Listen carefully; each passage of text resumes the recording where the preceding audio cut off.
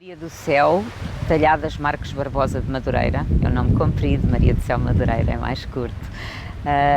Eu nasci na Nazaré, numa praia muito bonita em Portugal, e vivi sempre junto do mar, apesar de gostar muito de plantas e essa ser a minha vida já há alguns anos. Mas nasci na Nazaré, vivi na Figueira da Foz e estudei na Universidade de Coimbra. E foi aí que conheci alguém que também mudou um bocadinho a minha trajetória, que foi o professor Jorge Paiva, um ambientalista fantástico, um ser humano maravilhoso. Foi meu professor em duas cadeiras muito difíceis, mas inesquecíveis: criptogamia e botânica farmacêutica. E aí despertei, eu já era amante da natureza, escoteira, portanto sempre tive muita ligação e gostei muito de estar em comunhão com a natureza e de a respeitar. Mas digamos, esse início do meu curso de farmácia, com esta parte da botânica, levou-me a querer aprofundar os conhecimentos das plantas, as relações entre as plantas e os homens, em diversas etnias, em diversos contextos culturais. E depois, mais tarde, acabei por decidir fazer um doutoramento precisamente em fitoquímica, farmacognosia, plantas medicinais. Isso trouxe-me a São Tomé. São Tomé e Príncipe sempre foi um local que eu queria conhecer. Não conhecia, tive um tio que veio para cá, que mandava uns postais ainda à sépia, daqueles postais antigos, e que eu descobria numa quinta que os meus avós tinham. Nós passávamos férias em Portugal. E eu dizia, hei de ir a São Tomé e Príncipe com este postal, um postal lindíssimo, com um rio, com a foz de um rio, e hei de ir e tirar uma fotografia neste sítio, no mesmo sítio que o postal. E assim foi. Portanto, venho um bocadinho por conhecer, não por uma questão de conhecimento científico, mas por... Não, primeiro não foi por conhecimento científico, mas já com uma ideia de trabalhar. Ou seja, em 1992 decidi fazer uma viagem sozinha para São Tomé e Príncipe. Acho que foi a primeira viagem que fiz sozinha, de férias, mas não quis mesmo que ninguém me acompanhasse, queria ir explorar e queria ter a liberdade de poder estar com quem fosse possível a explorar as hipóteses que São Tomé e Príncipe poderiam ter. E aí foi muito engraçado, porque eu já pensava, na altura, estava a fazer um mestrado numa área alimentar, mas sempre achei que ou continuava na área alimentar ou voltava outra vez à minha origem de farmacêutica e às plantas medicinais, que me tinham apaixonado nessas tais primeiras aulas de botânica e de criptogamia. E então, quando vim a São Tomé e Príncipe nessas férias prolongadas, contatei. São Tomé e Príncipe é maravilhoso, é um país maravilhoso porque é muito pequeno. Eu também sempre gostei, vivi sempre em cidades pequenas e achei que era muito bonito, muito acolhedor, com um povo extremamente simpático e que recebia muito bem. E também muito fácil de nós nos movermos em meandros mais de instituições públicas, mais político também, conhecer pessoas era muito fácil aqui. E logo nessa altura, apesar de serem umas férias, eu decidi contatar o Ministro da Saúde e dizer o que é que vocês precisam, se eu pudesse vir fazer um estudo sobre a área das plantas medicinais, quais são as vossas necessidades, o que é que eu poderia eventualmente fazer aqui em São Tomé para, numa colaboração com o Ministério da Saúde. Mas também, como estava no mestrado ainda no Instituto Superior de Agronomia, em alimentação também, em plantas alimentares, também decidi ir ao Ministério da Agricultura, ir às pescas. Portanto, acabei por fazer uma série de contactos muito importantes aqui e acabei depois por propor um doutoramento em plantas medicinais de São Tomé e Príncipe. Era uma área muito pouco estudada ainda, havia muito poucas publicações, praticamente nada, atual então não havia nada mesmo. Havia sim um farmacêutico, que era o Dr. Sardinha, que era um farmacêutico que tinha estudado em Portugal. Claro, aqui não havia universidades e durante muitos anos da minha estadia aqui não havia ensino superior, portanto as pessoas tinham que ir estudar para fora. Ele foi estudar para Portugal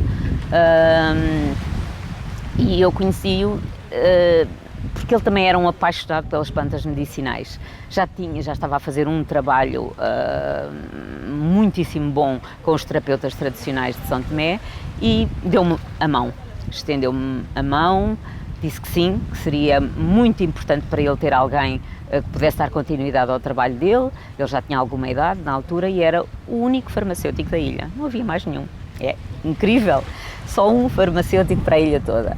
E eu achei que sim, então concorri a uma bolsa de doutoramento, que depois acabei por obter, e comecei com uma outra colega, que também concorreu na mesma altura que eu, a fazer um doutoramento em plantas medicinais de São Tomé e Príncipe, acompanhada. Normalmente os doutoramentos são muito solitários, mas nós, como éramos duas, cada uma de nós iria depois escolher uma área específica para se especializar, mas toda a parte da recolha etnofarmacológica, que foi fantástica, foi realmente uma vivência com os mais velhos, os homens extremamente sabedores dos conhecimentos sobre as plantas e que as usavam muito bem. E foram uns anos maravilhosos de recolha de conhecimento. Um doutoramento que durou bastante tempo, porque isto de estudar a medicina tradicional e nós escolhemos focar-nos no conhecimento tradicional dos mais velhos, dos sabedores mesmo, não daquele conhecimento espalhado pela população, que também é muito interessante e muito importante, mas escolhemos especificamente a sabedoria dos mais velhos, dos terapeutas tradicionais, dos Stelijon Mato. Com eles aprendi tudo aquilo que sei sobre plantas medicinais.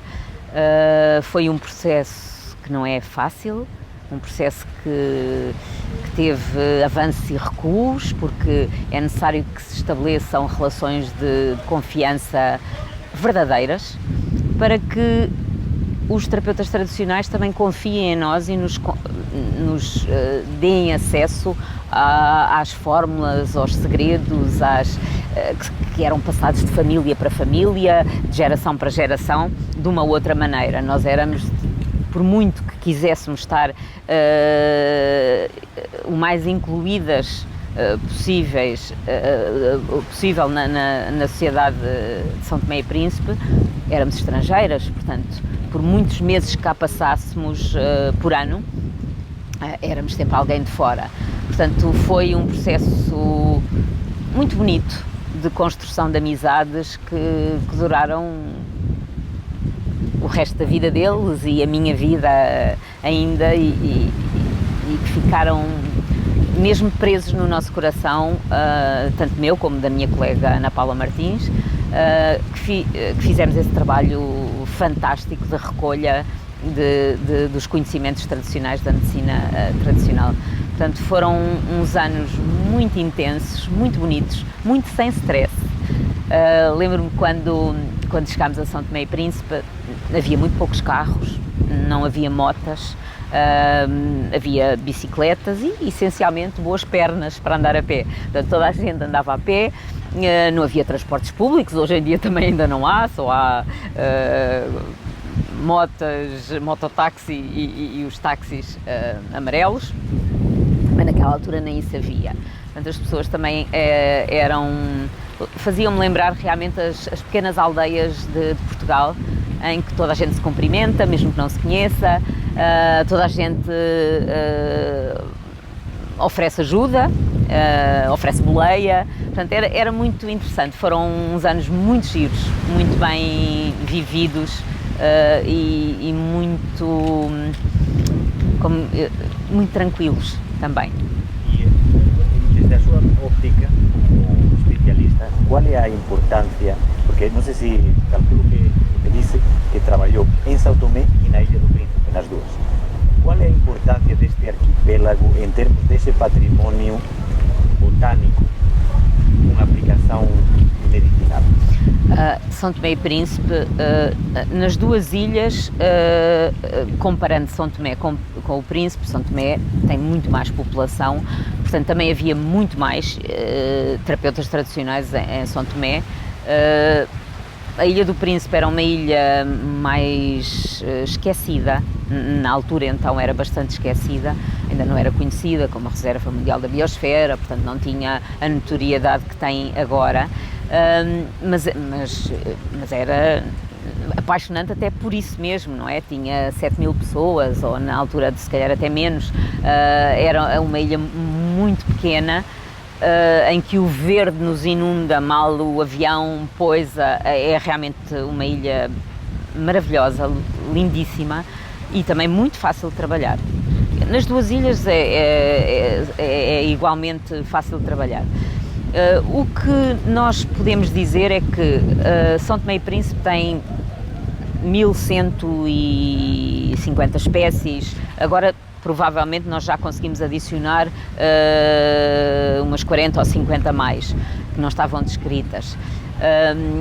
Mas no meio dessas 1.200 espécies, nós conseguimos registar utilização tradicional nas duas ilhas de cerca de 350 espécies medicinais. É uma percentagem bastante importante de uso de espécies da flora como medicinal, de uso medicinal. Portanto, não há dúvida que para já tinha essa facilidade da comunicação em português, toda a gente fala bem português, isso era muito bom.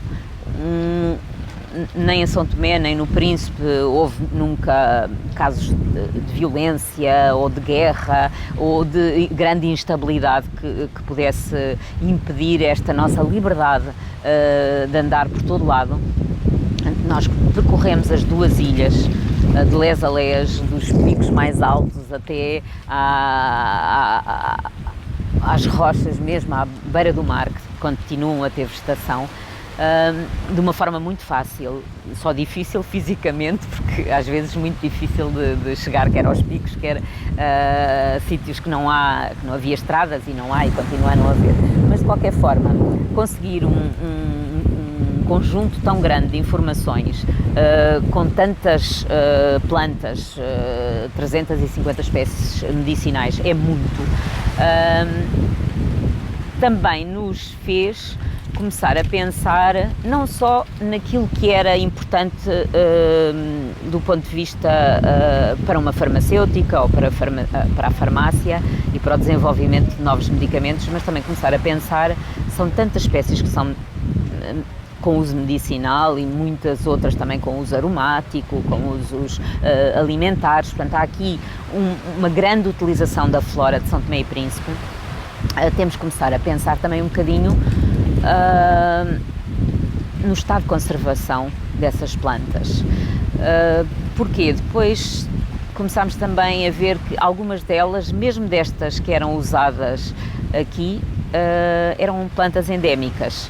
Portanto, um espaço tão pequeno de pouco mais de 1.000 km², nas duas ilhas, o conjunto das duas ilhas, com espécies que estão a ser utilizadas pela população e que têm potencialidades medicinais, algumas delas sendo endémicas e muitas sendo nativas, coloca em risco, pode colocar em risco, se não forem bem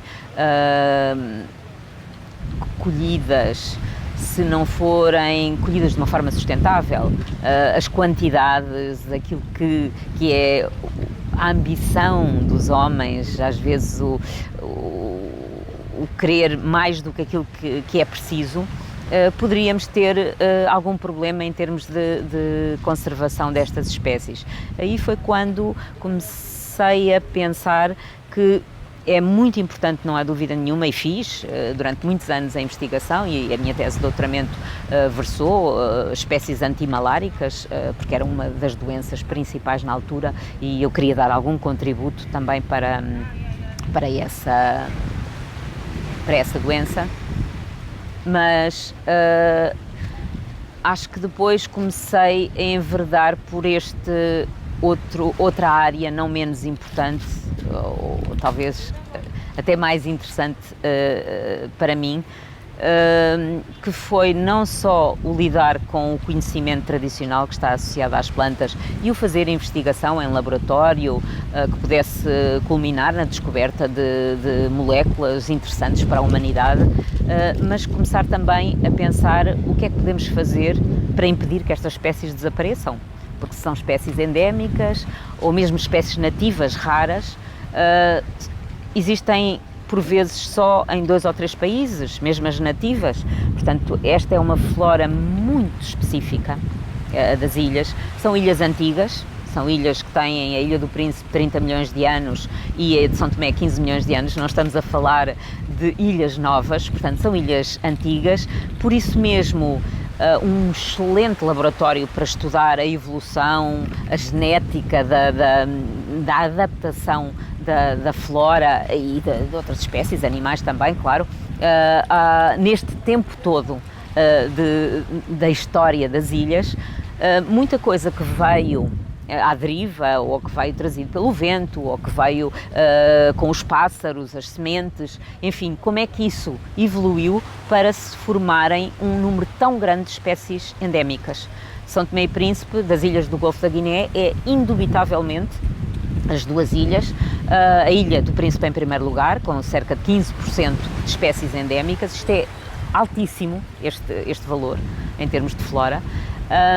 Tem também a Ilha de São Tomé, tem cerca de 14,5% de espécies endémicas, portanto estamos a falar de valores muito altos. Por exemplo, Bioko tem 3% de espécies endémicas, sendo uma das ilhas também oceânicas do Golfo da Guiné, mas não há dúvida nenhuma que estamos perante algo muito, muito interessante e que também tem um perigo também muito grande de, se desaparecer aqui alguma dessas endémicas, desaparece para toda a humanidade e para o mundo todo. Portanto, é uma área muito pequena, com espécies que não existem em mais lado nenhum. Portanto, esta começou a tornar-se também uma prioridade para mim. O conhecimento tradicional, eu ficarei sempre, e o meu trabalho tem vindo sempre também nesse sentido, de proteger este conhecimento tradicional e estes usos e estas interligações homem-planta, mas essencialmente agora proteger também as espécies, as nativas, as raras, aquelas que são endémicas e que precisam do nosso conhecimento, em primeiro lugar, para sabermos que elas existem, sabermos a distribuição delas, sabermos os números exatos, os números aproximados, para podermos também tomar boas decisões relativamente a trabalhos que sejam necessários serem feitos em prol da conservação. Nesse quesito da conservação, quando chegou e agora, qual é a relação, o ponto de situação? Acha que há uma maior consciência, talvez também com o tempo e o desaparecimento dessas figuras, até que ponto está preservado ou há uma estrutura que defenda a continuidade desse patrimônio? Bem, inicialmente, como eu digo, São Tomé e Príncipe, eu já vi uma evolução em 30 anos, portanto 30 anos é muito tempo para vivermos num local tão pequeno, não é nunca o tempo suficiente para conhecermos tudo, claro, mas posso fazer uma comparação. São Tomé e Príncipe, em termos das suas florestas e daquilo que é a preservação das espécies, neste momento temos mais conhecimento porque houve realmente muito bons projetos a decorrer do ponto de vista científico para conhecimento da flora, da fauna, da distribuição destas espécies nas duas ilhas. Há muito conhecimento agora, ainda não está todo aplicado, mas pelo menos há esse conhecimento que nos permite, como eu estava a dizer, pude participar num projeto de proteção da flora ameaçada de São Tomé e Príncipe, e nós em 2 anos conseguimos fazer mais de 50 inventários florestais na Ilha de São Tomé e mais de 50 inventários florestais na Ilha do Príncipe, ou seja, nós cobrimos quase a zona toda protegida e muitas áreas adjacentes e até fora, em áreas mais agrícolas ou florestas semi-abandonadas, muitas dessas áreas foram mapeadas. Isto foi muito recente, foi entre 2019 e 2022, e conseguimos fazer também uma análise a mais de 100 espécies de plantas endémicas. Só estou a referir-me às espécies endémicas para ficarmos com o seu estatuto de conservação e de ameaça, segundo os critérios da IUCN. Neste momento, mais de 80% dessas espécies endémicas que nós fizemos os assessments segundo os critérios da IUCN encontram-se em perigo. Algumas, uma percentagem bastante grande, criticamente em perigo, e duas delas já as demos como extintas.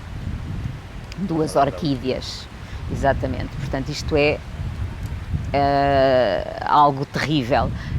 Daquilo que foi estudado, imagine no universo todo das 1200 espécies que existem de plantas. Portanto, nós pegámos em 106 concretamente endémicas, e fizemos o seu estudo com todas as recolhas que foram feitas desde o século passado, há 2 séculos atrás, aliás, o século XIX, o século XX, o século XXI.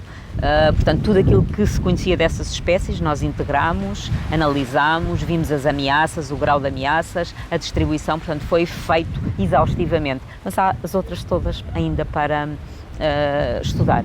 Relativamente às florestas, ao estado das florestas, por exemplo, eu posso dizer também, de há 30 anos para cá, está muito pior.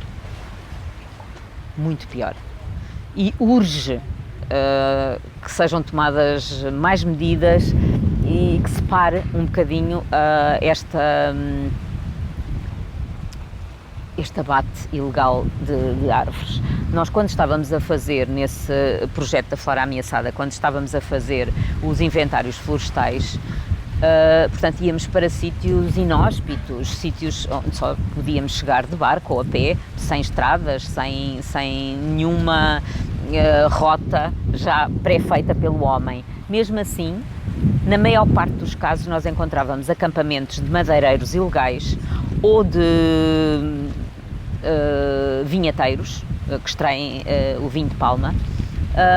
Encontrávamos rotas já pré-estabelecidas para as árvores que eram cortadas e enviadas de barco para a capital, para aqui, para outras cidades de São Tomé e do Príncipe. Portanto, isto já estava a chegar a sítios que são considerados parques, portanto, zonas do parque, pertencentes ao parque, e que não têm ninguém a viver ao lado. Portanto, quer dizer que o abate ilegal está a chegar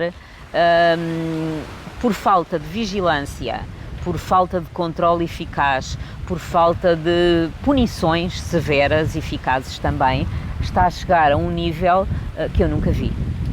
E isto é por causa para a construção. Este abate de árvores para uso de construção, como é que se pode contornar isso?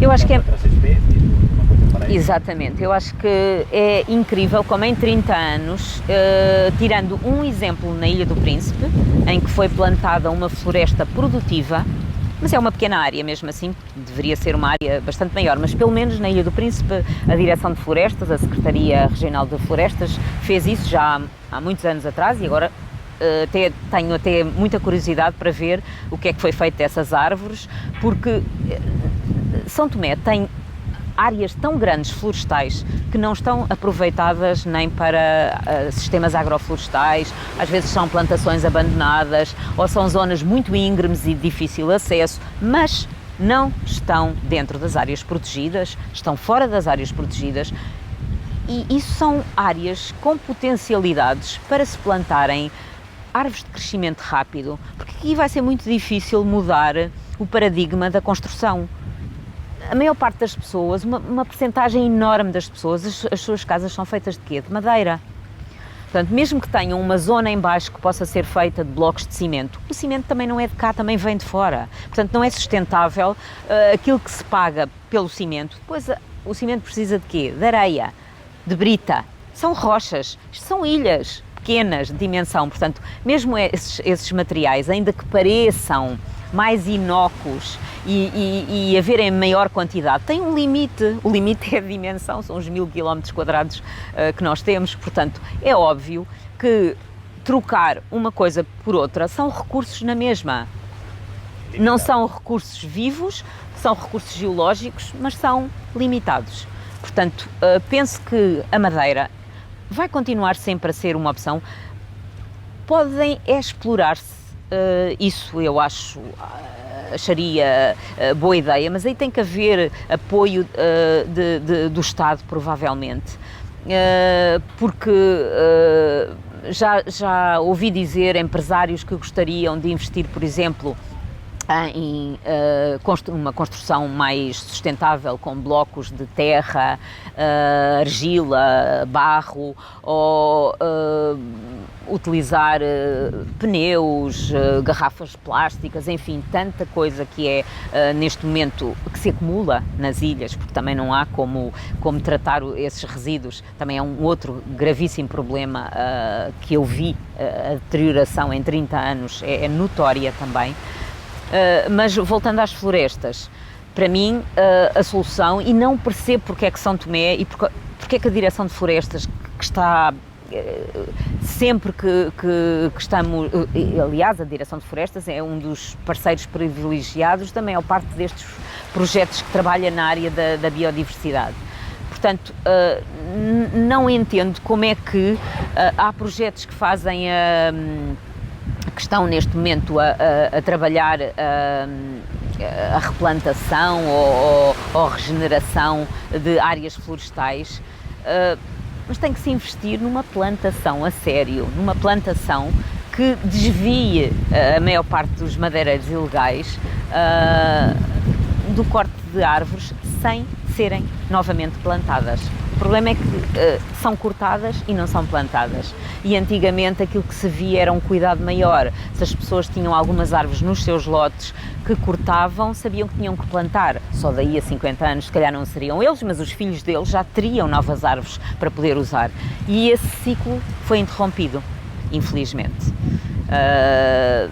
Não vejo ninguém a plantar, é muito difícil. Depois a própria cooperação, e eu trabalho em projetos de desenvolvimento, mas tenho que ser crítica também. Na maior parte destes projetos de desenvolvimento há muitas verbas que são gastas de forma menos boa e menos correta. Muitas consultorias, se calhar até muitas delas sem grande necessidade, porque há levantamentos que acabaram de ser feitos pelo projeto A, o projeto B não teria necessidade de os fazer. Portanto, há que trabalhar mais em conjunto, há que haver ligações entre os vários grupos que estão a trabalhar, principalmente num país tão pequeno em que toda a gente se conhece e toda a gente acaba por saber o que é que se está a fazer. Portanto, acho que essas parcerias são algo que tem que ser melhor trabalhado para evitar este desperdício de tempo, de técnicos, de ideias e de financiamento. E dizia eu, tem que haver um financiamento específico para a Direção de Florestas plantar, Não sei se tem que haver. A Direção de Florestas tem vários viveiros pelo país e tem que se começar. Isto são árvores, mesmo que sejam árvores de crescimento rápido, estas que eu estou a dizer, demoram sempre uns anos a crescer. Portanto, isto tem que se começar. É urgente que se faça. Senão, quando olharmos para o lado ou para trás, nenhuma das grandes árvores que nós mapeamos, nestes mais de 100 inventários florestais, vão estar de pé. Portanto, essas não vão estar de pé, essas muitas vezes até servem de mãe das sementes. Sabemos, até foi um dos bons resultados também deste projeto da Flora Ameaçada, foi também mapear de alguma forma onde é que estão então ainda essas grandes árvores que ainda produzem sementes, que podemos ir buscar para outros, para uma regeneração assistida, por exemplo, noutros locais.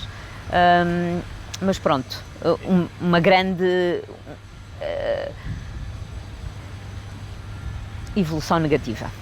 Portanto, está a falar já da questão da utilidade e da preservação, esse equilíbrio complicadíssimo entre algo assim como a vida humana, o desenvolvimento não sei até que ponto, e a preservação do meio.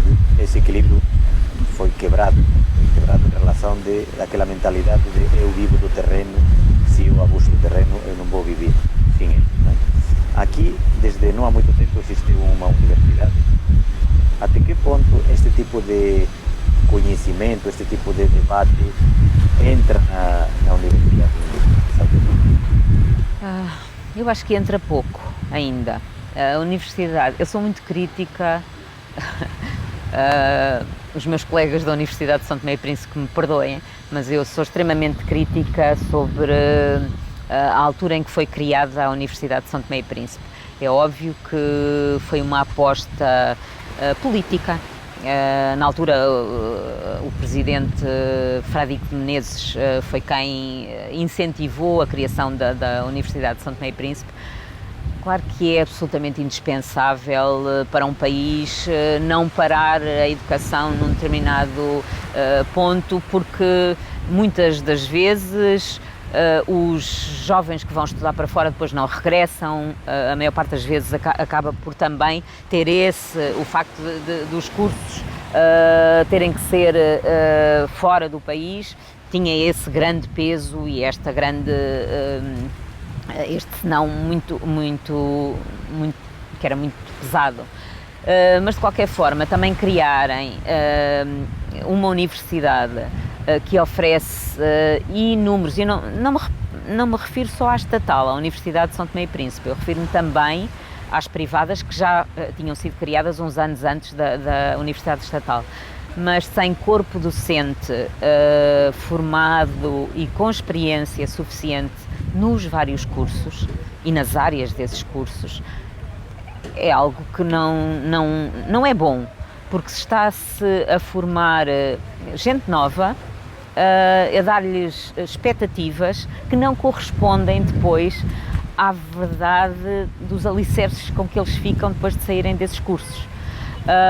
E eles não sabem disso, eles não têm comparação, não é? São aqueles que não saíram, não tiveram nenhuma oportunidade de ter uma bolsa ou de poderem fazer um curso numa universidade noutro país.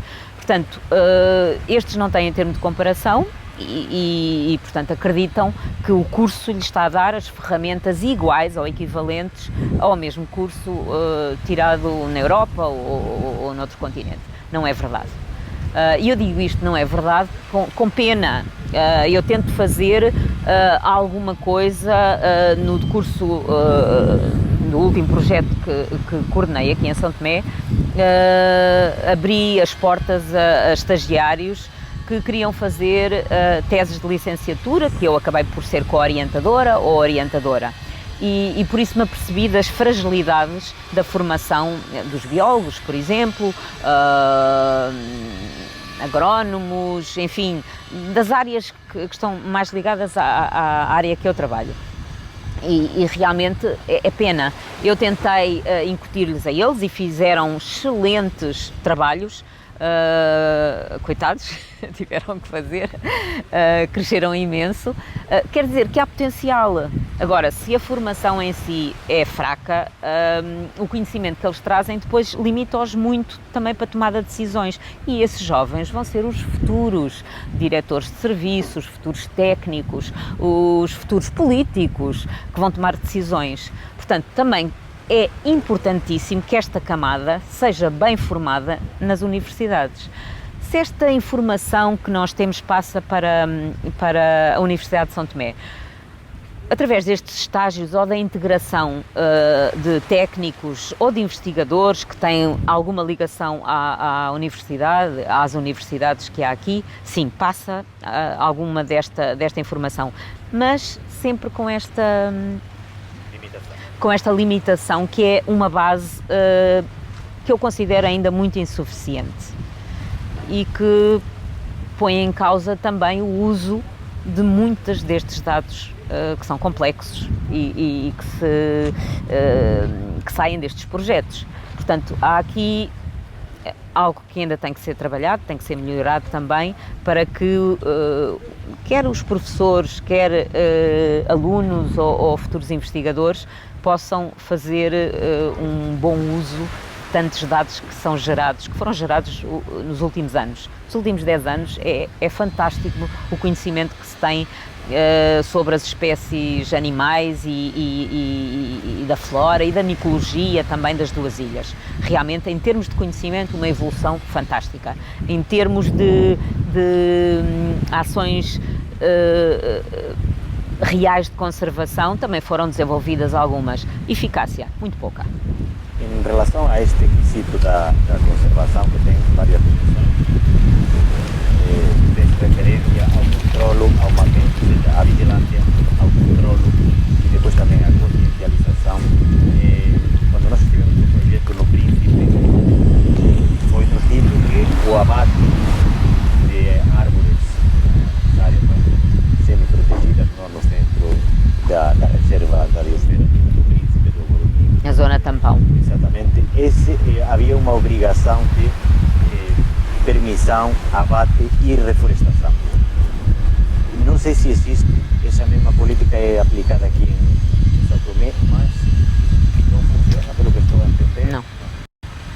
Segundo dados da própria Direção de Florestas e Biodiversidade, eu penso que são 90% ou 95%, não me recordo, mas eu sei que é assim um valor chocante de abates sem terem pedido autorização. Ou seja, só 5 a 10% é que cumpre os requisitos do pedido de autorização, a DFB vai verificar e mesmo esses que cumprem os requisitos, segundo alguns dos técnicos da DFB, sabem que por vezes o senhor X pede para abater uma determinada árvore, o técnico vai lá, verifica se a árvore pode ser abatida, qual é o motivo, enfim, os vários critérios que tem, se é uma árvore protegida, se é endémica, bem, enfim, veem todos esses requisitos, dão a autorização e depois sabe-se que eles com essa autorização, que lhes permite, vão abater outras árvores e transportam essas outras árvores com essa autorização. Ou seja, trocam uma que legalmente tiveram autorização e fazem essas mas isto é do conhecimento da Direção de Florestas, portanto, porque é que ela não atua? Porque depois há aqui uma falta de controle, são poucos, isso não há dúvida nenhuma. O número de técnicos que a Direção de Florestas tem para a cobertura vegetal florestal do país é muitíssimo inferior àquilo que seria necessário. Depois eles próprios se queixam que não são guardas florestais na acessão de guarda florestal, embora exista uma brigada da polícia ambiental, mas também pouco fazem. Eu acho que esta componente do controle e da fiscalização tem que ser melhorado, tem que ser aumentado o número de técnicos, as ações de vigilância têm que ser constantes, enfim, não há dúvida nenhuma que há aqui muita coisa que se tem que fazer, mas nós perguntamos, se abatem tantas árvores ilegais e elas não são exportadas, são todas consumidas aqui, quer dizer que são precisas. não é? A demanda, neste momento, está sempre a ser superior à oferta. Portanto, quer dizer que mesmo com todo este abate ilegal, não chega para aquilo que as pessoas necessitam. Portanto, só o controle e a fiscalização não vai resolver o problema, porque depois isso criaria um gravíssimo problema de habitação. Nós temos milhares e milhares de jovens a sair dos liceus, mais de 50% da população de São Tomé e Príncipe tem menos de 18 anos, vai casar, vai querer ter a sua casa, vai ter filhos, portanto, aqui não tem emprego, portanto, não vai poder investir em habitações muito dispendiosas e aquelas que estão mais ao alcance das bolsas da população continuam a ser as madeiras. Portanto, hoje em dia já se fazem de tudo, já se abatem árvores de fruto, como a jaqueira, como a mangueira, como sendo excelentes madeiras, e são boas madeiras, mas estamos a tirar dezenas de anos de produção alimentar. Isto também é grave e vai ter uma repercussão. E o nível de consciencialização nas escolas, por exemplo, do uso racional dos recursos, em que ponto estamos? Foram incluídos nos currículos alguns temas importantes de biodiversidade, de conservação, de espécies endémicas, enfim, há alguns avanços nesse sentido, mas não têm resultado. Ou seja, apesar de haver essa inclusão e esse cuidado, o facto é que nós não vemos um resultado. Vemos as crianças a crescerem no meio do lixo, vemos as crianças a fazerem exatamente a mesma coisa que vemos os adultos a fazer, que são os adultos, já são a geração da independência, do pós-independência, de São Tomé e Príncipe. Essa geração toda não está muito preocupada, ou pelo menos não está sensível. Isso quer dizer que as campanhas de sensibilização não têm, apesar de terem sido feitas, de ter sido investido uma parte substancial também de todos os projetos com estas perspectivas e ambições e objetivos ambientalistas, mas o facto é que não tem resultado. Temos lixo por todo lado, temos as pessoas sem culpa a cortarem ilegalmente ou a não denunciarem quando veem que alguém está a cortar ilegalmente. Portanto, há alguma coisa aqui que não está a funcionar e precisa... E em relação à declaração, como sabe, a Ilha do Príncipe já é reserva da biosfera, tem diferentes graus de proteção toda a ilha e em breve será submetida à aprovação a candidatura de reserva da biosfera da ilha de São Tomé. Acha que pode fazer alguma diferença este carimbo, esta condição, em relação ao que se tem visto no Príncipe, se bem que é uma realidade, como bem disse, em termos diferente. De população, em termos assim, de... mas eu acho que sim, pode fazer a diferença. Acho que toda a gente é orgulhosa e tem orgulho e brio se a sua terra tiver acesso a um galardão desses, como a Ilha do Príncipe teve, uma reserva, ser considerada uma reserva da biosfera, é algo muito importante. Quando se dá importância a alguma coisa, chama-se a atenção para ela. E acho que sim, acho que pode fazer a diferença. Não é só por si, não será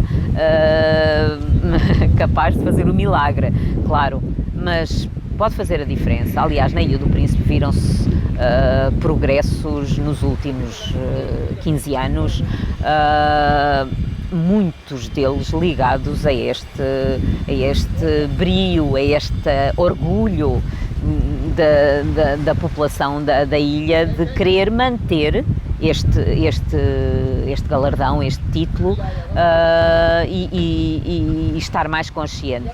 Claro que é uma realidade diferente, investiu-se muito e é uma população mais pequena, muito mais fácil de trabalhar e de consciencializar. Mas viu-se a diferença.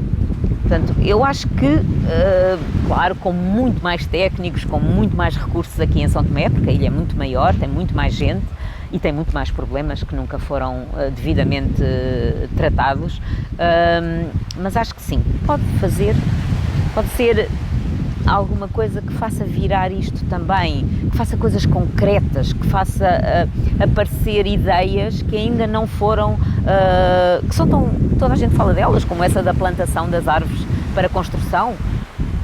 Tem que ser feito. Porquê que não é feito? Eu não consigo entender.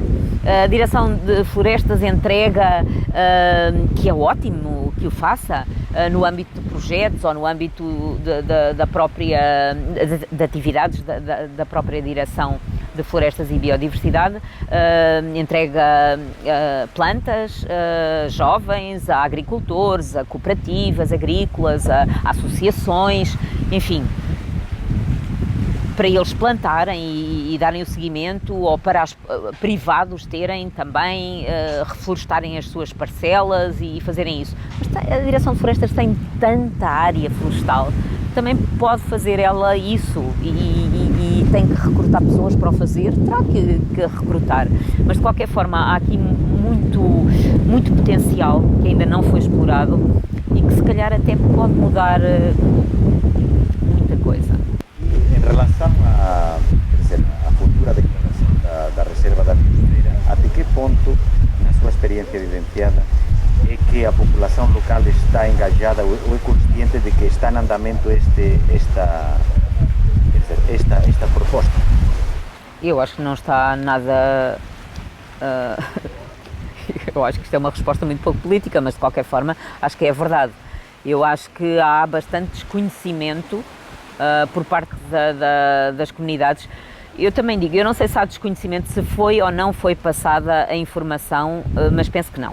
Penso que não. Eu trabalho muito em comunidades e não me lembro de ninguém comentar quando estamos nós a falar e fazemos trabalho nos sistemas agroflorestais. Portanto, tem tudo a ver com a conservação, com os cuidados com o ambiente, e são comunidades perto portanto, que estão mesmo na zona tampão do parque.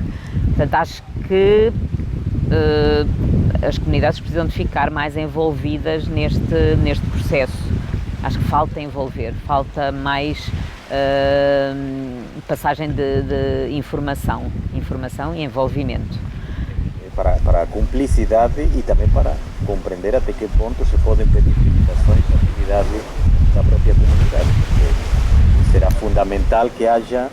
Eu, quanto a isso, eu posso dizer, os últimos 6 anos, a Universidade de Coimbra, comigo como coordenadora, tivemos a possibilidade de coordenar um projeto que se chama Projeto Tesouros do Obo, que trabalhava em 4 comunidades da zona tampão, comunidades com realidades muito distintas. Aliás, elas foram selecionadas mesmo depois de visitar mais de 20 comunidades da zona tampão, à volta das áreas protegidas do parque, para perceber que tipo de problemas socioambientais, económicos, elas tinham e estavam a lidar no seu dia-a-dia e que estivessem relacionados com o uso das florestas, a fruição das florestas por parte da população. Ficou claríssimo, as ilegalidades todas que se cometem, o uso abusivo das florestas, a maior parte das vezes não procurando acautelar a sustentabilidade das ações, e isso é pena, porque se eu comparar aquilo que eu aprendi com os mais velhos há 30 anos atrás, quando iam colher uma casca de uma árvore, faziam uma oração, deixavam uma moeda junto das raízes da árvore, e só tiravam aquilo que precisavam. eram os próprios de Lijão Mato que faziam isso e que tinham esse respeito pela natureza. Hoje em dia não encontramos isso, infelizmente. Há na mesma bons terapeutas tradicionais, alguns, já não há tantos, mas este respeito tradicional, estas orações que eram feitas, este cuidado que se tinha com a mãe natureza que nos estava a dar algo que era precioso, neste momento já se vê os abusos. As pessoas sim têm este conhecimento, têm conhecimento que se tirarem a casca toda à volta ela vai morrer.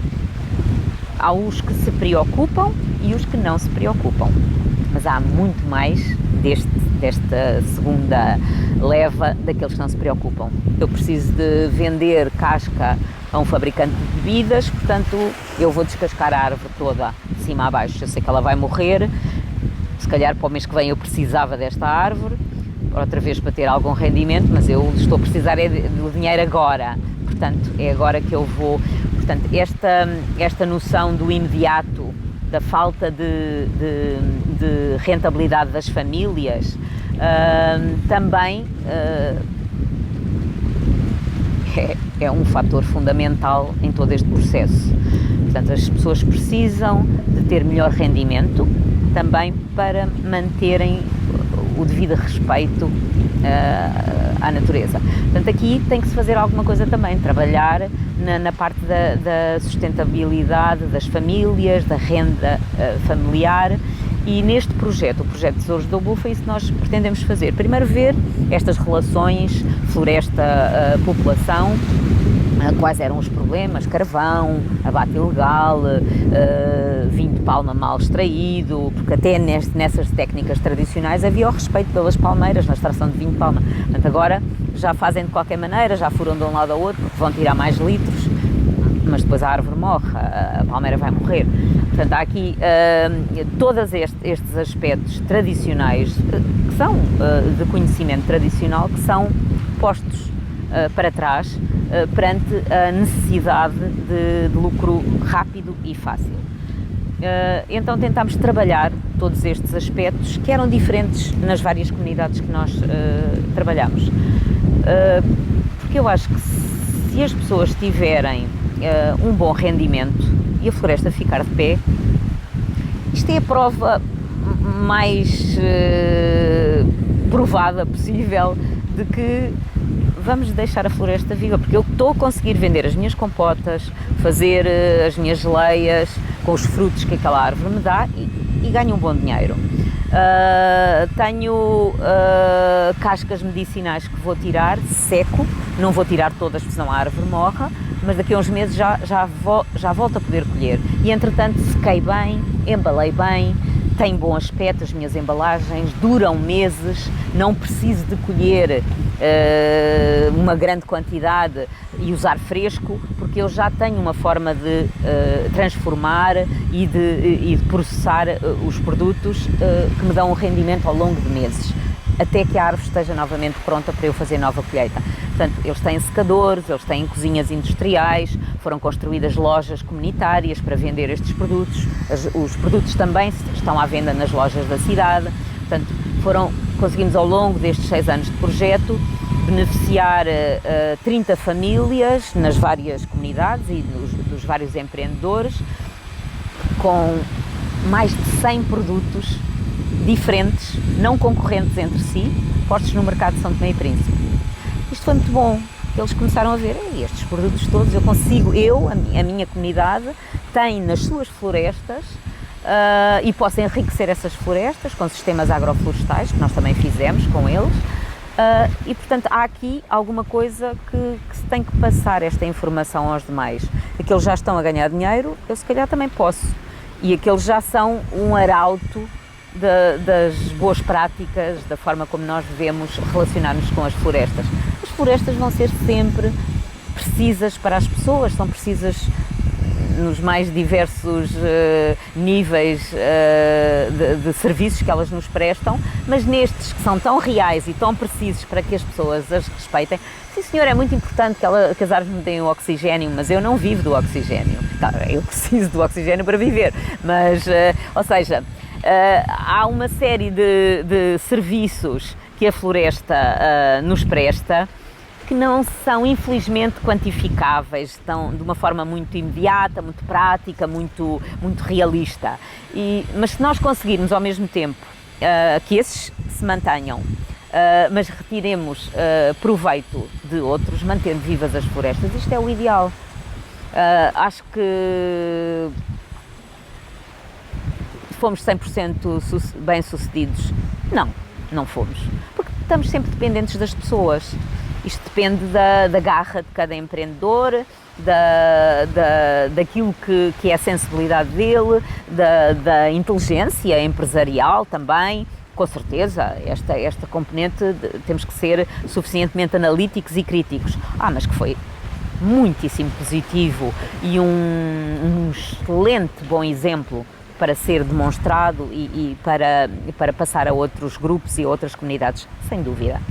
Portanto, acho que o caminho também se passa muito por ver o que é que realmente falta às pessoas, dizer a um carvoeiro, o carvão é um produto caro aqui, que deixe de fazer carvão, e porque esse rendimento é-lhe preciso, não é? Ele tem que ter também algo muito apetecível que lhe dê um bom rendimento. Se for uma coisinha que não dê grande rendimento, ele não vai deixar de fazer carvão. E em termos na área da botânica, que tem todas essas potencialidades da botânica medicinal, até que ponto está agora mesmo explorado em termos económicos de retorno? Todo esse conhecimento, todo isso, até que chás com diferentes propriedades, e já não só para a venda aqui local. Até que ponto essa dimensão, esse património está monetarizado e sociabilizado? Houve também aqui em São Tomé e Príncipe um marco importante que ainda não está bem a ser aproveitado, que foi a assinatura do protocolo de Nagoya. São Tomé e Príncipe ratificou esse tratado internacional.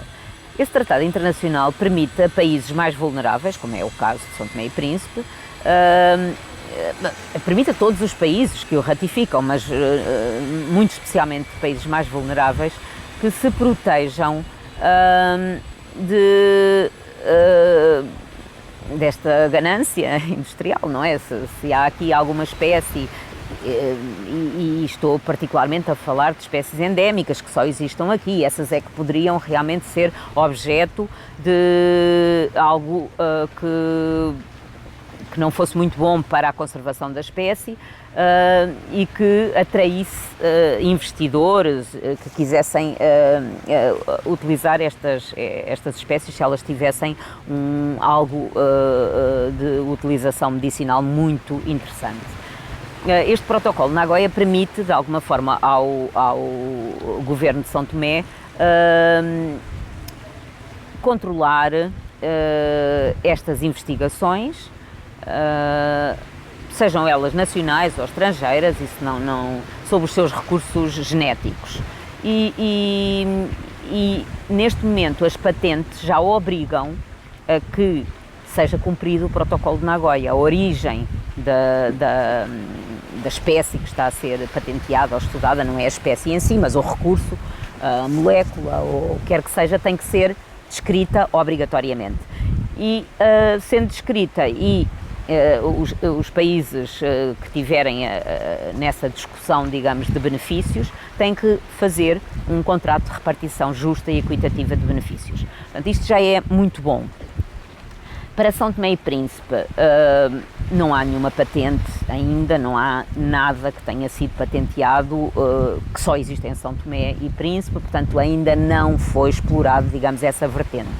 Que tem potencialidades? Tem, mesmo que não sejam as endémicas, que sejam nativas, que só existem ou na costa ocidental da África, nas ilhas oceânicas do Golfo da Guiné e às vezes em poucos outros países do continente africano ou tropicais. Isso é possível, sim. Neste momento, nós, por exemplo, neste projeto Tesouros do Obo, decidimos apostar na melhoria da qualidade de como estão postos à disposição da população. Só apostamos no mercado local ou no mercado turístico. pronto, os produtos já têm uma roupagem completamente diferente. Se for ao mercado, vê as senhoras e os senhores que vendem as plantas medicinais com dezenas de quilos uns em cima dos outros, tudo misturado, uns às vezes já que não estão em bom estado, não secaram convenientemente, não secaram separados. Não, está uma grande misturada, ou seja, há muita falta de qualidade, não só na apresentação, mas na qualidade do produto. Se eu tenho um produto que não é seco convenientemente, eu não o posso ter à venda, porque ele não vai ter os mesmos princípios ativos e pode inclusivamente ter fungos, ter uma série de outros problemas adicionais para a pessoa que o vai usar.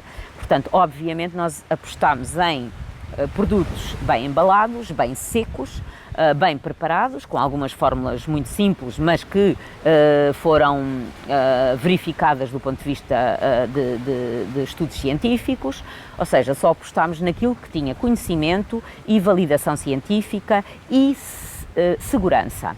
Eficácia, perdão, obviamente, mas segurança também. Essa já foi uma triagem boa, porque há tantos, 350 espécies, não é? Portanto, interessa começar com aquelas que podem ser utilizadas de forma segura e que já há indícios e estudos que comprovam a sua eficácia e segurança. Portanto, este foi um requisito para nós, que é bastante melhor, que é bastante possível alargar isto e melhorar, não deixando na mesma as fórmulas tradicionais, a medicina tradicional, dando o devido valor a quem ainda vive de uma forma mais artesanal, digamos. Mas isto também é artesanal, portanto não estamos a falar de nada muito diferenciado, é apenas bem feito. Boas práticas, boa secagem, boa embalagem, selagem, identificação correta, com o nome científico, inclusive, eles usam o nome vernacular e o nome científico, e depois com indicação de como usar e doses recomendadas. Portanto, eles têm o pacote completo em coisas pequenas. Já levámos esta ideia, por exemplo, aos vendedores de mercado. Eles ficaram,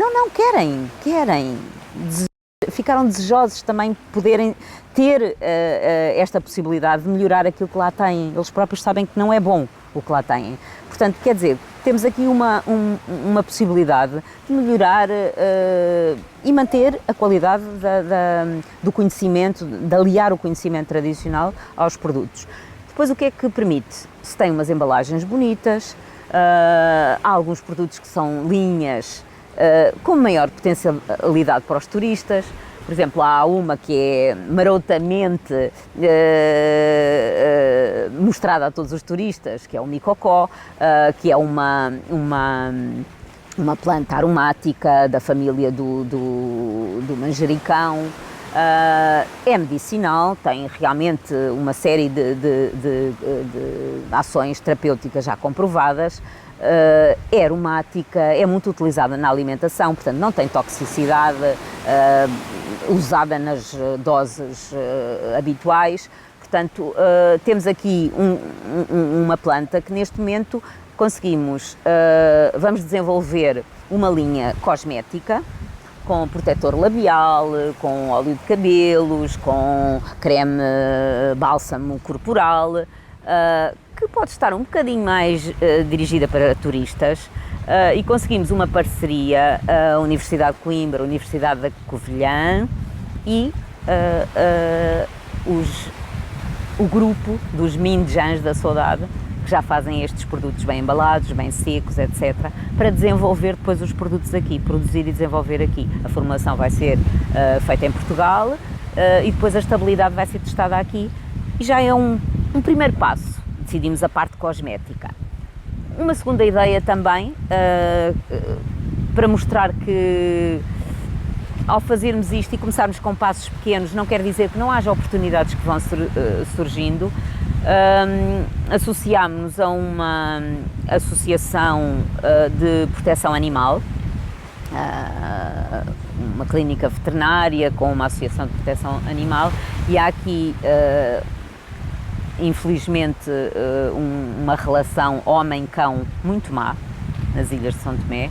Os cães são dos animais mais maltratados que há aqui na ilha, com imensas feridas, então as feridas nas orelhas, cheias de moscas, é triste ver, muitas doenças de pele, e esta associação diz-me, e é verdade, não consegue comportar, quando faz campanhas de esterilização dos animais de rua, etc., eles chegam com imensas feridas, imensas doenças de pele.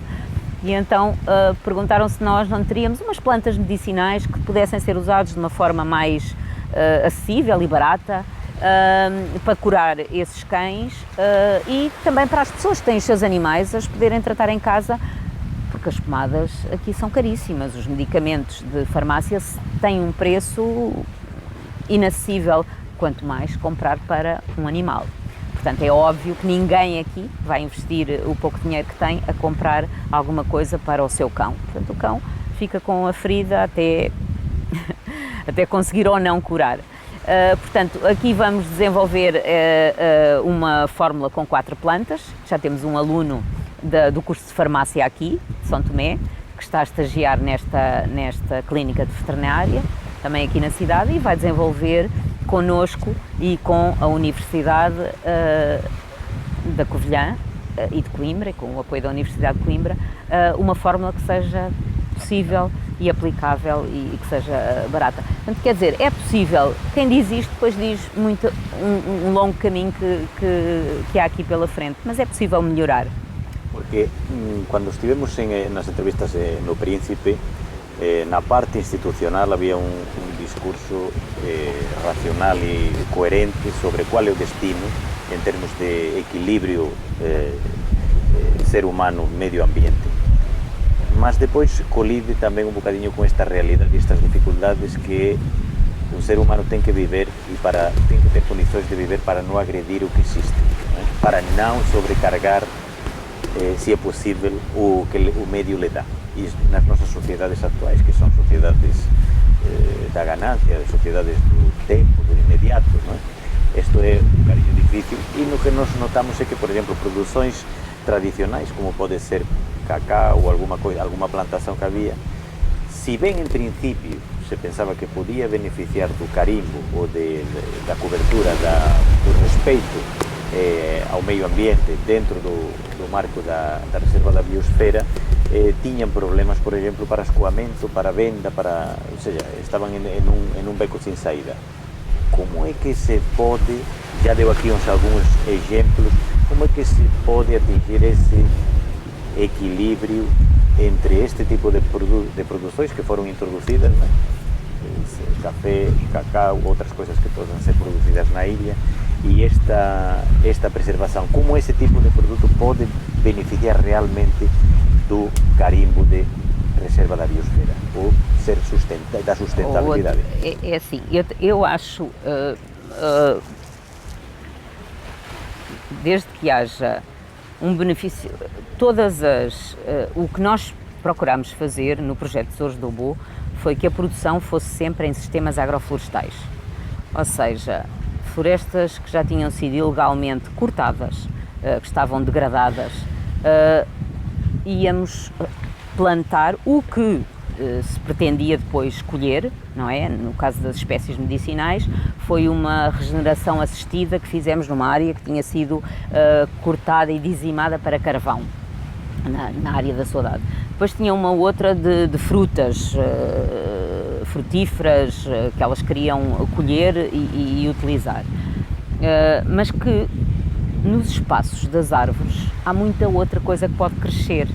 Quando temos um sistema agroflorestal, nós usamos a terra de uma outra forma. Para já não é cortada e não tem químicos, não tem absolutamente nada, é 100% biológico, toda a produção será 100% biológico, e os sistemas agroflorestais são uma aposta enorme de São Tomé e do Príncipe. Porquê? O cacau, o café, aqui crescem debaixo de sombra, portanto são sistemas ótimos e cobrem grande parte da ilha de São Tomé e da Ilha do Príncipe também. Portanto, as antigas plantações são todas com base nesta biodiversidade agrícola. Portanto, há aqui uma potencialidade muito grande. Nós fizemos, por exemplo, uma experiência muito gira em Abade. Em Abade, em vez de nos ter sido dado uma área de floresta degradada, não conseguimos um acordo com o governo, porque as áreas eram áreas abandonadas, mas ainda não estavam sob a alçada do governo novamente. Houve um privado que ofereceu as terras dele abandonadas, porque ele não conseguia, ele era professor, não tinha tempo para tratar, e eram 2 lotes de cacau, de sistemas agroflorestais abandonados, cheios de capoeiras, cheios de tudo aquilo que não interessava em cima do cacau. E então o que estes grupos de Abade fizeram, do nosso projeto Tesouros do Aboa, foi limpar a área toda, plantar centenas e centenas de espécies e usar os cacaueiros mais velhos, que não os quisemos cortar, mantivemos, como tutores vivos para baunilha, para tudo que era aromáticas, pimenta selvagem, portanto, e foi o mote da produção deles. Fazem compotas aromatizadas com estas maravilhas aromáticas e chutneys e, portanto, fazem realmente coisas diferentes que mais ninguém faz. Eles misturam coisas muito giras, têm umas misturas especiais nas compotas deles, é muito, muito interessante. E estão a usar o mesmo lote, ou seja, a mesma área, que para já não estava produtiva, porque estava abandonada, mas foi tornada novamente produtiva, o cacau. Portanto, usam também o cacau, fazem uma pasta de banana e cacau que é fantástica. Aproveitam, têm bananeiras no extrato intermédio, têm estas aromáticas a crescer nos troncos das árvores. Conseguimos pela primeira vez que eu tenha conhecimento que a pimenta selvagem, que é o pau-pimenta aqui, que a pimenta é fabulosa, essa pimenta selvagem, que cresça e dê frutos. Acho que foi a primeira vez que se conseguiu, depois de plantada, porque ela é selvagem mesmo, é espontânea, e nós conseguimos que ela começasse a produzir depois de a plantarmos. Portanto, acho que há aqui uma potencialidade muito grande em todos estes sistemas abandonados ou não abandonados, ou os que estão produtivos, para usar muito bem a terra. A terra pode ser utilizada e tem cabimento perfeito como reserva da biosfera. Portanto, estamos a dar mais valor a cada pedaço de terra, porque o estamos a utilizar muito bem, e provavelmente também por aqueles que são plantados estarem tão bem utilizados, há espaço para preservar outros que fiquem só para conservação das espécies selvagens. Portanto, acho que aqui esse espaço e essa convivência é perfeitamente possível, porque há muitas áreas abandonadas que eram antigas plantações de cacau e que podem ser regeneradas e que podem ser utilizadas desta forma. Plantámos lá imensas árvores de madeira também, ou seja, mesmo quando os cacaueiros, que têm um ciclo de 30 anos, mais ou menos, deixarem de estar produtíveis, enquanto estão outros ainda em crescimento, já estarão árvores de madeira para dar algum rendimento também nas bordas como corta-ventos também. Portanto, há uma série de potencialidades.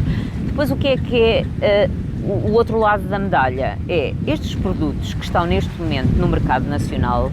O mercado nacional de São Tomé é um mercado muito pequeno, portanto tem um crescimento até um determinado, e vai ter compradores até um limite. Portanto, é óbvio que certificações vão beneficiar e possibilitar uma futura exportação. São produtos de nicho, porque nunca vamos ter grandes quantidades produzidas, mas podem ser muito apetecíveis para esses nichos, com elevada qualidade. Portanto, aí tem que se investir no controle da qualidade, um bom laboratório de controle da qualidade e a certificação. A certificação biológica para alguns produtos é possível, porque é tudo biológico e tudo orgânico, portanto penso que não seria algo muito difícil de conseguir. Para outros produtos já já é mais complicado para as compotas, para tudo que leva açúcares, é muito complicado porque o açúcar não é produzido aqui. Nós queríamos também, já foi há muitos séculos, agora já não, e queríamos voltar a explorar essa hipótese de um açúcar produzido aqui, ou seja, de frutos mesmo que existam cá, e nós sabemos que existem, alguns muito doces mesmo, de coco, de cana-de-açúcar, em vez de ser só para aguardente, começar a voltar a fazer pelo menos uma pequena percentagem de açúcar biológico para estas pequenas unidades de produção poderem ter produtos de muito elevada qualidade que possam ser exportados. Mas, além da certificação biológica, há outro tipo de certificações que eventualmente podem ser exploradas com base agora nesta possível aplicação da reserva da biosfera, como, por exemplo, certificações menos complicadas, mas que são feitas internamente por associações de agricultores que se juntam e que fazem certificações de sustentabilidade, de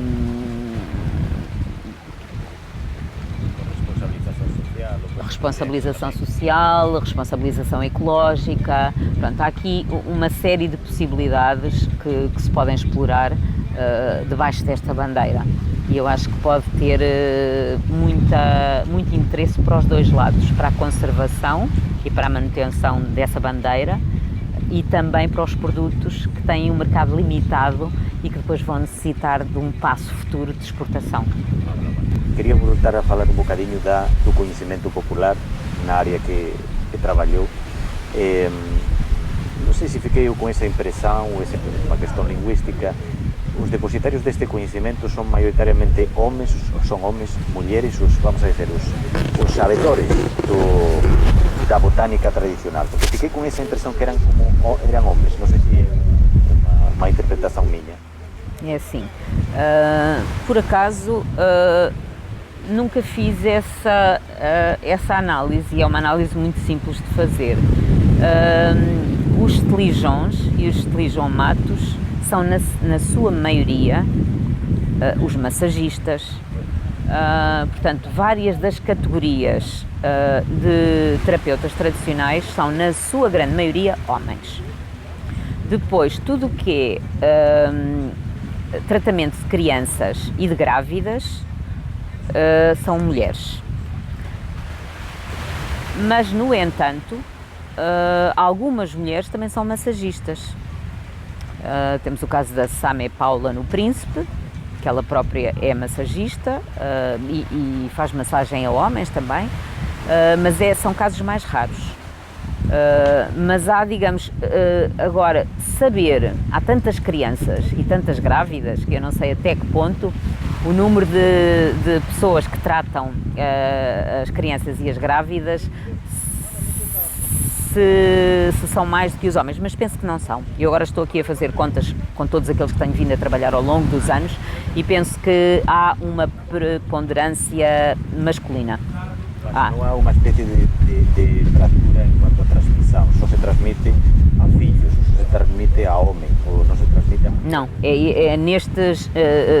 a forma de transmissão, um massagista pai transmite ao massagista filho, mas a filha também aprende, porque mas não pratica como massagista.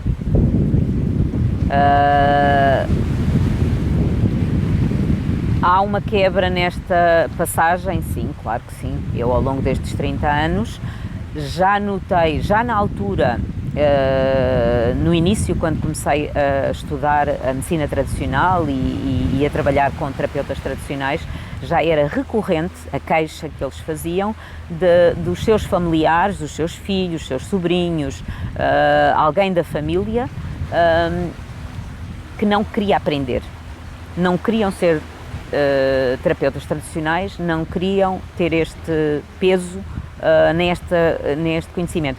E a maior parte das vezes, enquanto eram crianças, ainda iam com os pais ou com os avós ou com as avós para o mato, para os ajudar a apanhar cascas ou folhas ou raízes, e aprendiam alguma coisa aí porque iam na obrigação de ajudar, mas quando podiam decidir se queriam continuar a aprender e a praticar, a grande maioria, eu diria que 90% daqueles com quem eu trabalhei, não tinham ninguém a quem deixar ninguém da família, porque isto normalmente era uma passagem familiar. No entanto, alguns passam, às vezes há candidatos fora da família que pedem para aprender. Como é que estamos hoje em dia? Muito mal.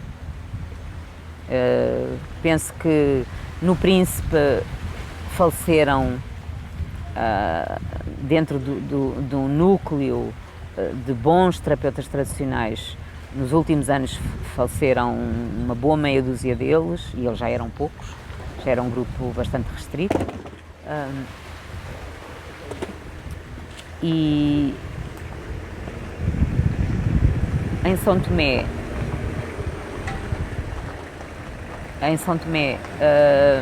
eu penso que, embora o número seja maior, transformaram-se os terapeutas tradicionais, já não há stilijomato. O nome é Stilijomato quer dizer cirurgião do mato, ou seja, eram eles próprios que iam ao mato, iam à floresta, colher o que precisavam para fazer os tratamentos. Portanto, eram completos, eram o farmacêutico e o médico e o botânico, tudo junto. Hoje em dia, os bons massagistas têm clínica de massagem, os bons estilijões, que são cirurgiões gerais, têm clínica, não vão ao mato e compram na mão de vendedores. Pronto, então como ou seja, quebrou-se aqui aquela linha contínua que havia de ligação homem-natureza, que agora eu tenho uma matéria-prima, eu já não tenho a árvore que me vai dar, eu já não a vejo e a maior parte deles até pode nem a conhecer, já compra a casca só. E perdendo-se esta ligação, perde-se o respeito. Eu posso comprar 5 quilos à vontade, eu não sei se a árvore foi toda descascada para eu ter os meus 5 quilos.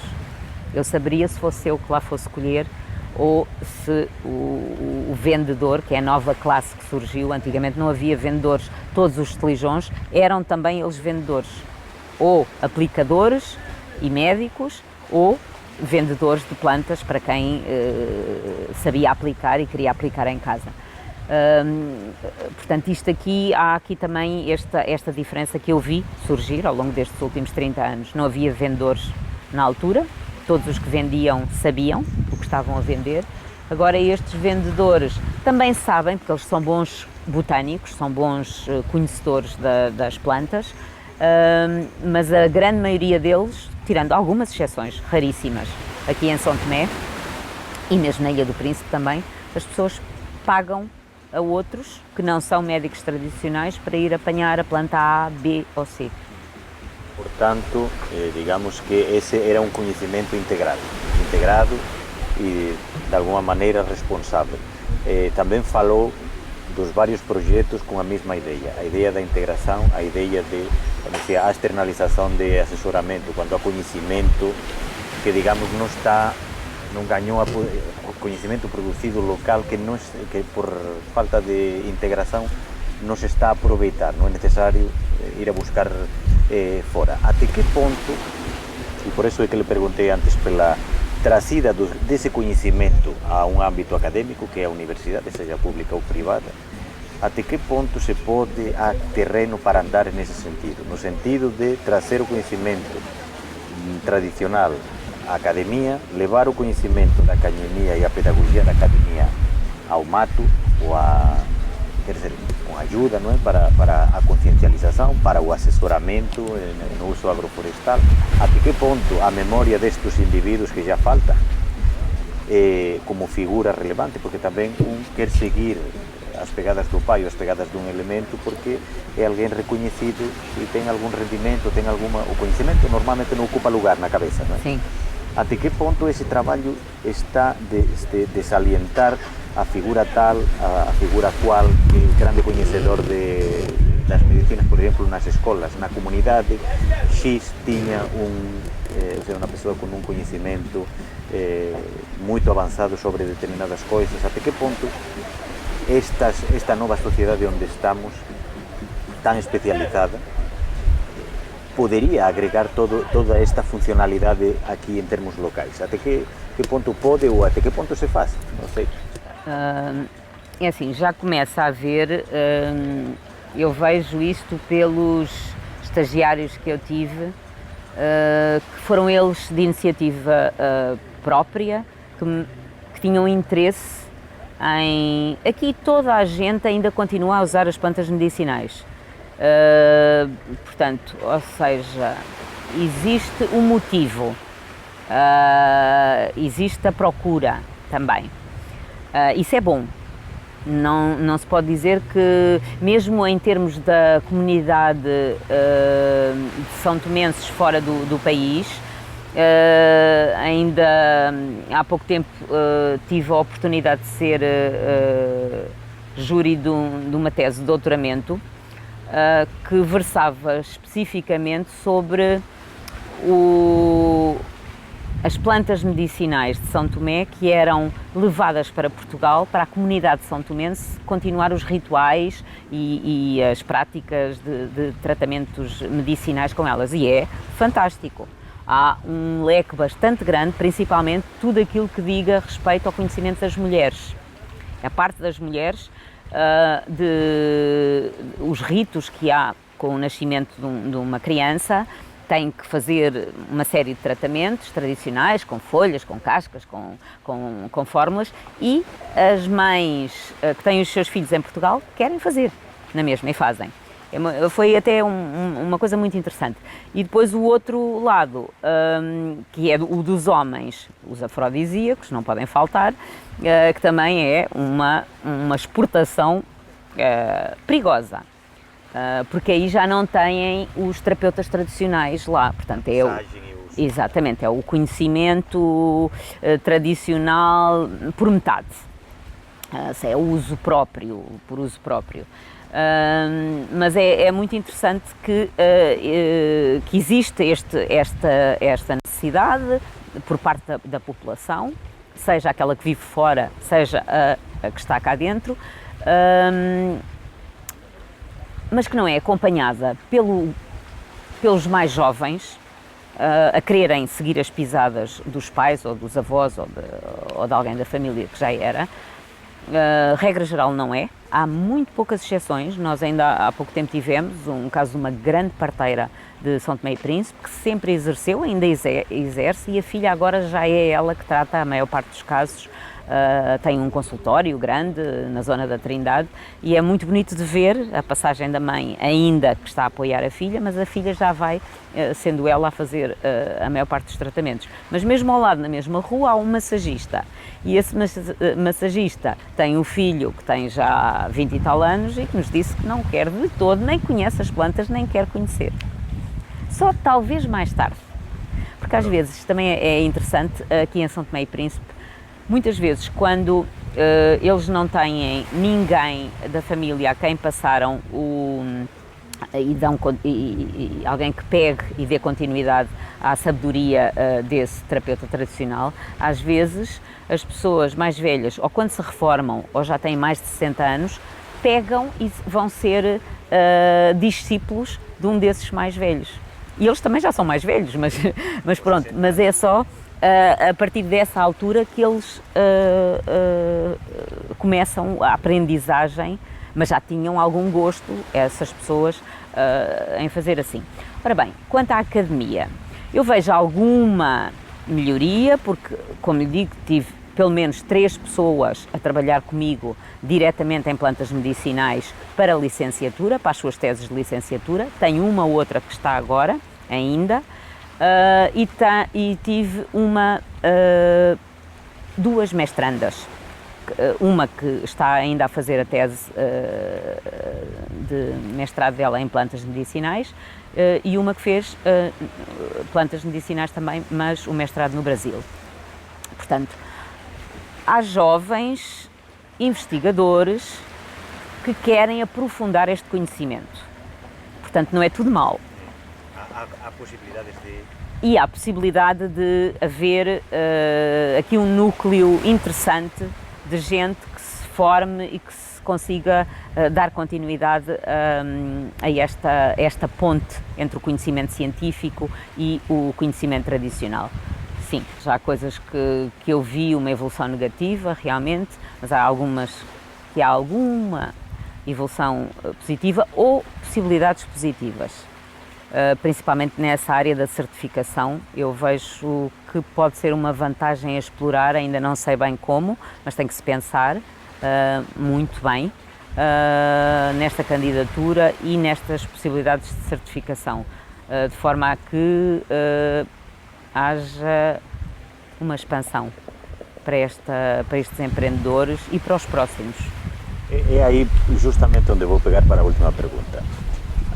A última pergunta, como mediadora do conhecimento passado, que é o que lhe diria ao futuro em relação, sobretudo, a esta candidatura que provavelmente vai ser aprovada, da reserva da biosfera da ilha de São Tomé, até São Tomé de Príncipe já está aprovada. Que desafios ou que orientações com o conhecimento do passado, do presente, lhes daria para que vingue e verdadeiramente seja uma alavanca para um tipo de desenvolvimento sustentável? Eu acho que em alguma altura se perdeu a ligação homem-natureza, homem-floresta, homem-planta e, por conseguinte, se perdeu o respeito também. Eu acho que isso é o ponto fundamental que eu vejo. Eu acho que há que arranjar fórmulas de aproximar, mas aproximar de uma forma eficaz